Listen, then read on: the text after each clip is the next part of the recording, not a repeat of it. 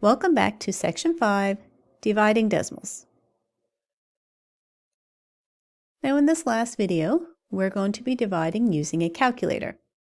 You can use a calculator in situations like this, when the divisor has more than 2 digits or when you have many decimal places. So for A, if you were to put that in your calculator, you should get 12.6. For B, you can try putting that in your calculator to see if you get an answer of 5.2. Now, even though you use a calculator, you could still use front-end estimation to ensure your answer is reasonable. So for B, if I do 10 divided by 2, I get 5. So having an answer of 5.2 is certainly reasonable. Now let's look at some more problems. This one says, for a birthday party, Jackie bought 7.35 liters of juice. If each cup can hold 0.35 liters, how many cups can they fill? Well, in order to calculate this, we should divide. Divide how much juice there is by how much each cup can hold. So let's do 7.35 divided by 0.35 on the calculator. Now when I do that, it works out nicely to be 21. Now let's answer this with a statement, like you should always do with word problems, and say that Jackie can fill up 21 cups. Now the next example says Hugh is wrapping presents and has a piece of ribbon that is 91.5 centimeters long. He needs to cut each piece 19.3 centimeters long in order to make a bow. How many bows will he be able to make from this piece of ribbon?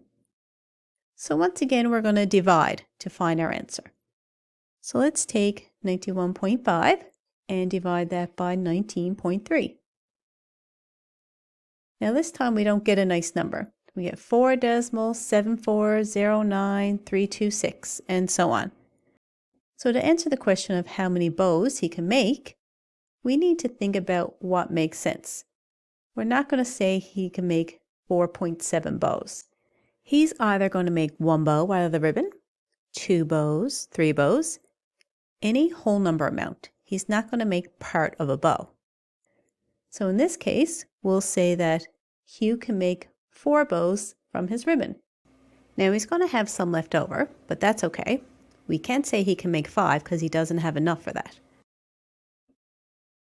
So now in this last example, it says a store advertises a 22.046 pound bag of flour for $15.65.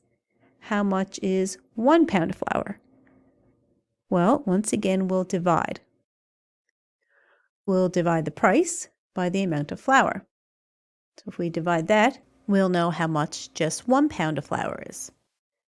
So putting that in the calculator, again, I get a long number. Now here we're talking about money. So let's round. We can say that each pound of flour is 71 cents. So that concludes the section on dividing decimals. Be sure to complete the activities before moving on to the next section.